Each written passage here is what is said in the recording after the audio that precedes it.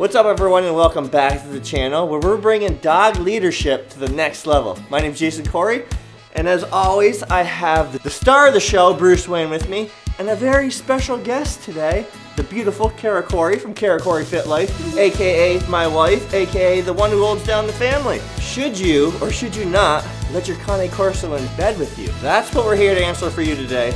But before we do that, if you could just do Bruce Wayne and myself a little favor, take a second, subscribe to the channel, smash that like button, ring my ding-a-ling so you miss any of the newest videos on Cane Corsos or Bruce Wayne.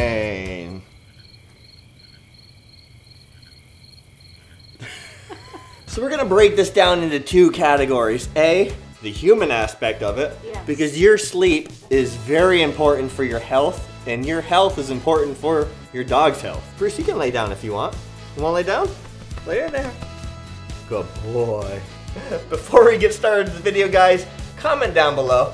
Let me know, is your dog allowed to sleep in bed with you or not? When it comes to on a personal level, what do you think is the most important when trying to get sleep and deciding if you want to let your dog get in bed with you or not? My number one thing is feeling rested when I wake up in the morning. And for me personally, I unfortunately have tons of allergies, including dog dander.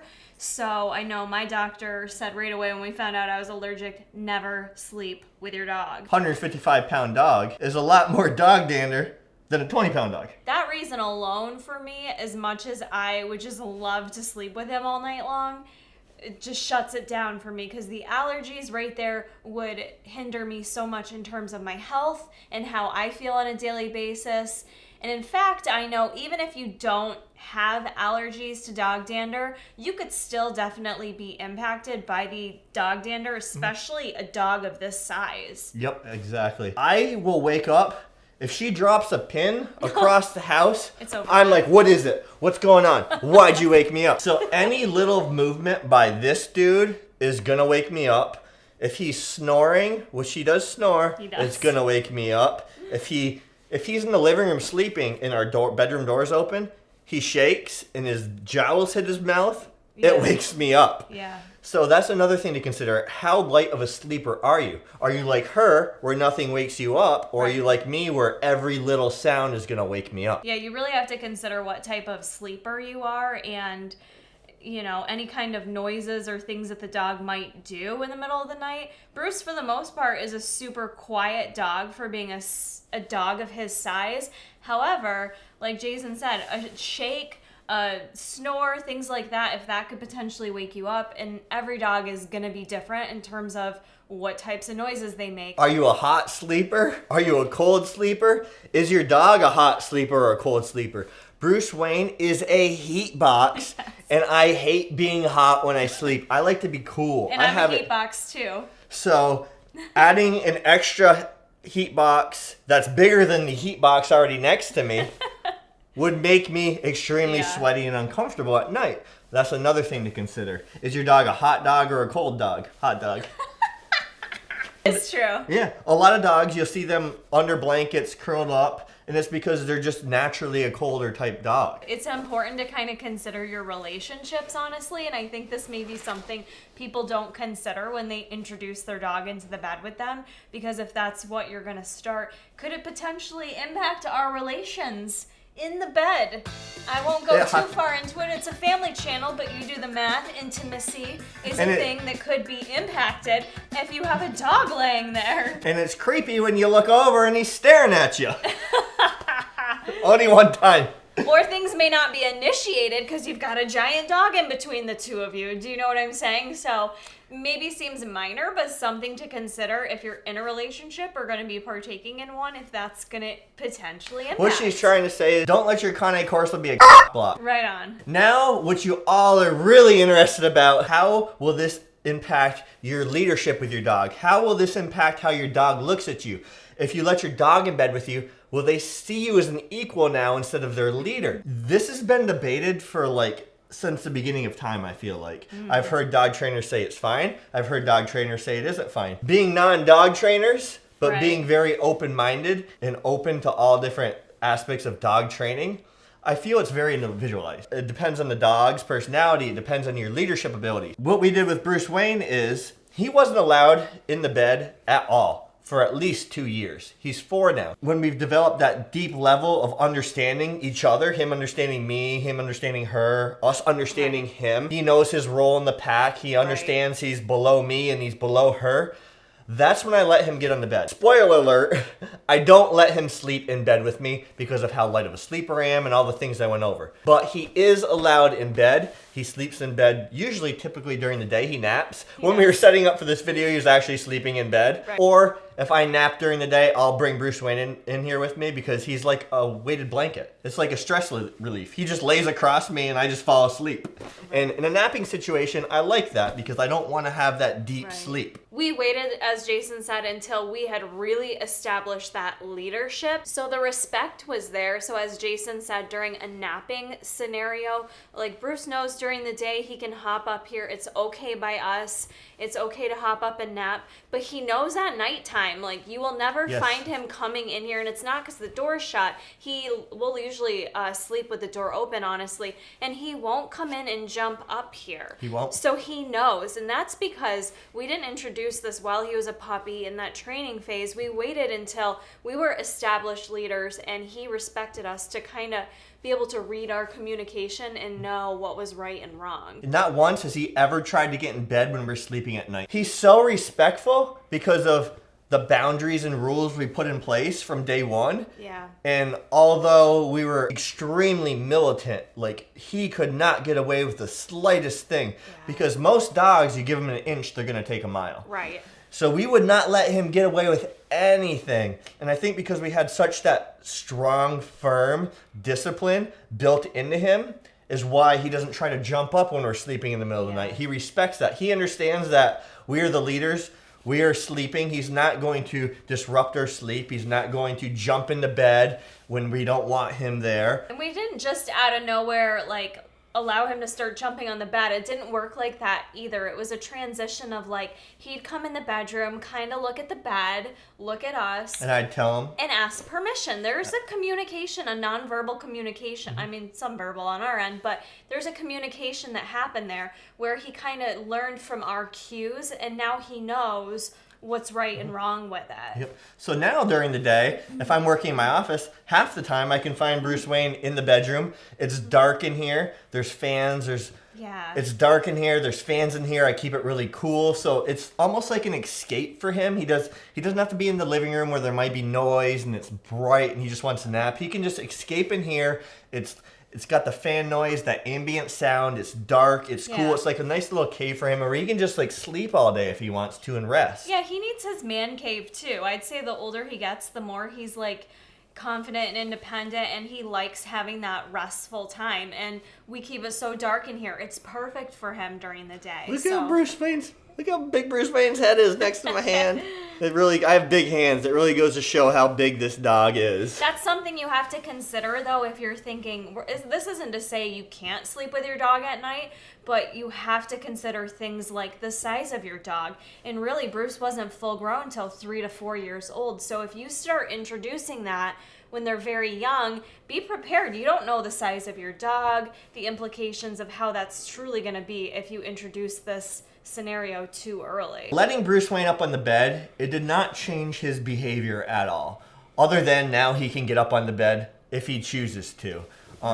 He didn't start pushing any other boundaries. And the thing is, if he would have started pushing the boundaries, like trying to jump up when we're sleeping in the middle of the night, I would have cut that off right off the bat, and I would not have let him in bed at all. I think Kara wanted Bruce Wayne to sleep in bed from day one, and I said, we will never have a dog sleep in our bed when we're sleeping at night, just because it would disrupt me too much, and I would be sick all the time not sleeping. And I'm honestly glad that you made that decision, because I was coming more from like a loving, like I want to cuddle my puppy perspective, not understanding how much mass was gonna occur with this dog, how hot he'd be, how much he'd shed. There's times that I've fallen asleep on him, cuddling him, and I can tell you my allergies are impacted. So it's for the better for my own health and sleep that we didn't introduce him sleeping in here at nighttime. So if you were to ask Kara and myself as non-dog trainers, Remember, guys, we're not dog trainers. We do offer some amazing training courses linked in the description below. There's a puppy training course. There's a canine boot camp course. Essentially, it uses the same exact philosophies of how we train Bruce Wayne. So if you guys want to get a Bruce Wayne yourself, that's the way I'm gonna send you to do the canine boot camp course, guys. Right. We have a raw feeding course. We have all the courses bundled together with a bonus course specifically on Cane Corsos. And then also I offer an ebook, which isn't so much a training guide, but it's all philosophy based on how Kara and I train Bruce Wayne. It's a really good read. It's a really good read. I've gotten so much positive feedback. People have read it in like within a day, just changing their personal behaviors with their dog. Yeah. Their dog was a different dog. And they're just simple shifts too that you discussed in that ebook. That's also linked down below, guys. Now, from a non-dog trainer's standpoint, we're just trying to bring dog leadership. We're dog leaders to the next level here on this channel. That's what we do. Do I agree with letting your dog in bed? Yes or no? As I said, it's case by case. I do not agree with letting your dog in bed with you from day one. Mm-hmm. As a puppy, I agree. A dog needs to learn that they have their own personal space. A dog definitely needs their own personal time alone. Right. They need time in the yard alone. They need time in the living room alone. They need time away from you. And that is one of the hardest things to get new dog owners away from. Even my wife, when we got Bruce Wayne, what did you want to do? She wanted to take the first 2 weeks that we got Bruce Wayne off entirely. Yeah. And spend it at home with the puppy. And bond. To get the puppy used to his new environment. But I explained to her, I'm like, you're getting him used to this new life of being with him 24/7 after just changing his life, taking him away from his parents, ripping him away from his litter mates.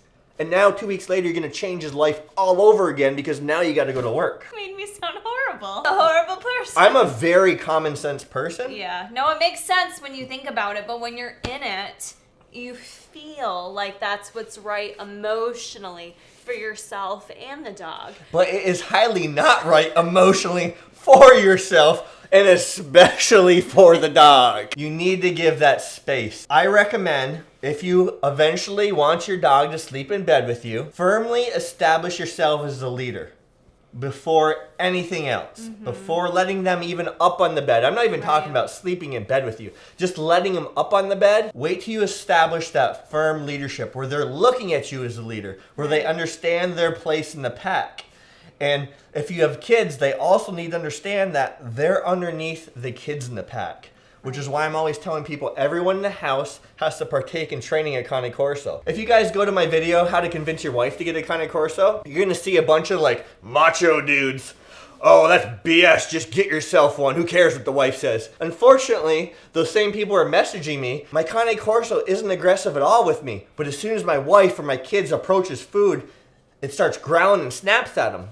What do you think is going to happen if you're the only one taking care of the dog? If you're the only one training the dog? If you're the only one being a leader to the dog? It's going to be you, the dog, and the rest of the family, especially with a Cane Corso. They will take charge quickly if you do not. And that's why I always say they're not for a first-time owner. They're not a dog you want to make mistakes with. You want to do everything right from the start, which is why before we even got him, I've always been good with dogs my whole life. I've had dogs my whole life. I've had Nikita. That's like training a cat. Anybody who's ever trained Nikita, it's not easy. It's much harder than one of these guys. But even before we got Bruce Wayne, what were we doing? We were studying. We were learning about the breed. We were literally taking like online courses. We're doing everything in our power just to refresh our memory what it takes to raise a puppy, train a puppy, and then establish yourself as a leader. Because it almost becomes second nature because you have a dog and you establish that leadership. So when they're really well trained, it's really easy to keep that leadership just by just doing simple things with them on the daily, like little obedience drills. So we just wanted to like reshift our brain. How do we have to do this from the start? Mm-hmm. And we took it very seriously. Yeah. If you already established yourself as a leader, like if you've made it solid fact, you're the leader, what you say goes, it should be a non-issue. Now, if your leadership skills are kind of weak, the dog's pushing its limits all the time, like trying to inch its way to the top of that pack, it's definitely not time to introduce the bed to your dog. You're going to want to save that till later, till they completely understand where they are in the pack. And that's not going to happen overnight. It takes a very long time to establish that full leadership. Yes, your puppy, your adolescent dog is going to look at you as a leader if you're doing things correct. But that really solid, like, this is my leader. I trust them no matter what.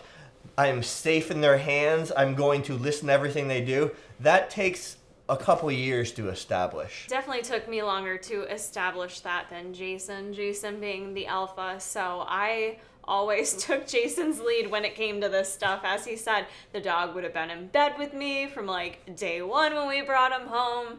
I would have been doing all the things wrong, but I'm very black and white, yes or no, cut and dry, directly to the point, which I think I might be good with dogs because I'm so direct. Yeah, there's no in between with you. You're just I'm a very direct person. Sometimes it comes off like I'm being a D. Arrogant. But I'm not being arrogant. I'm not being a D. I'm just very direct. It's the only way I know how to do things because of my management background for so long in like a high-paced environment where I couldn't sit there and try to slowly explain things to someone when there's a customer line of 50 people waiting. Yeah. How to be quick to the point. Clear, quick, concise directions.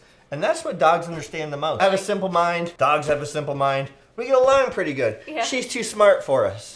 Is that what it is? I can see people commenting like, will you let the dog nap in your bed? All his dander's going everywhere. How's that any different than him sleeping in bed with you at nighttime? I think there is a difference between your dog sleeping in your bed, moving around all night long for 8 to 10 hours a night and knowing that it's off limits all the time versus just hopping up on the bed for a half an hour. Jason and I are pretty cognizant of the fact that he does get on the bed, usually at least once a day, so we do make sure to wash our bedding more frequently to make sure we are cleaning off the dander. He's never getting under the covers with us. He's normally not up on the pillows with us. Actually, when we trained Bruce Wayne to get in bed, we trained him just like we trained him on the couch. Bruce Wayne has a part of the couch he's allowed on. He's not allowed anywhere else on the couch. Bruce Wayne is allowed at the bottom of the bed. So anytime you find Bruce Wayne, you're not going to find Bruce Wayne here. You're not going to find Bruce Wayne here. The only time Bruce Wayne is up here is if he's invited. If he gets up in the bed, if I'm napping and I call Bruce Wayne up, he's at the foot of the bed. I actually have to call him up to lay on top of me, lay next to me, or he will stay down there because we've established that leadership. He knows where he's allowed to go. I know he's not going to push that boundary because of how militant I've been with him. Right. So he respects those boundaries. Yeah. So that makes a difference, like with him napping on the bed. He's down on the bottom. He's not where our head is, under the covers, all that stuff. So it's not as unhealthy, in my opinion, for someone with allergies. Did I wake you? Just something to consider, because I know some of you may think, why is it different napping versus sleeping? But as Jason said, we established his location, and he is so respectful of that. It really is kind of crazy that you do have to like, no, it's okay. Like, I'm inviting you up here right now. So he still maintains that respect with us to this day in terms of being invited to go somewhere new on the bed. I just think that's so cool. It's very cool. All right, guys, I hope you enjoyed the video. Thanks for all the love and support. And until next time, Bruce Wayne, I'll see you later. Peace.